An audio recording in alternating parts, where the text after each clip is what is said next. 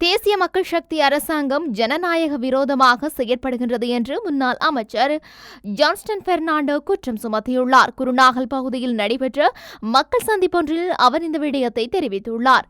மக்கள் பலமே ஒட்டுமொத்த உலகின் மிகப்பெரிய பலம் என்பதை அரசாங்கத்திற்கு நினைவுபடுத்துவதாக தெரிவித்துள்ளார்.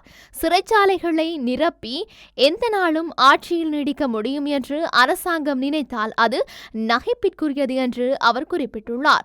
அரசியல்வாதிகளுக்கு எதிராக வழக்கு தொடர்வது புதிய விடயமல்ல என்று அவர் தெரிவித்துள்ளார். 2015 முதல் 2019 ஆண்டு வரையிலான காலப்பகுதியில் இந்த விடயத்தை அனுபவித்துள்ளதாக அவர் தெரிவித்துள்ளார்.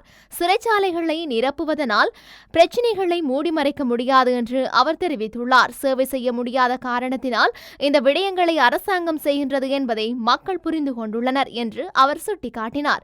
கடந்த 2015 ஆண்டில் நாட்டுக்கு பாரிய சேவையை ஆற்றிய முன்னாள் ஜனாதிபதி மஹிந்த ராஜபக்ச தோல்வியை தழுவினார் எனவும் அவர் பதவியில் நீடித்திருந்தால் இந்த நிலைமை நாட்டுக்கு ஏற்பட்டிருக்காது என்றும் அவர் தெரிவித்துள்ளார். மஹிந்த ராஜபக்சவின் தோல்வி இந்த நாட்டுக்கு சாபமாக மாறியுள்ளது என்றும் அவர் தெரிவித்துள்ளார். தற்போதைய அரசாங்கம் ஜனநாயகத்திற்கு விரோதமாக செயற்படுவதாகவும் தேவையான வகையில் சட்டத்தை வளைப்பதாகவும் அவர் குற்றம் சுமத்தியுள்ளார். மக்கள் தொடர்ந்தும் இந்த அரசாங்கத்தின் பொய்களை கேட்க மாட்டார்கள் என்று ஜான்ஸ்டன் பெர்னாண்டோ தெரிவித்துள்ளார்.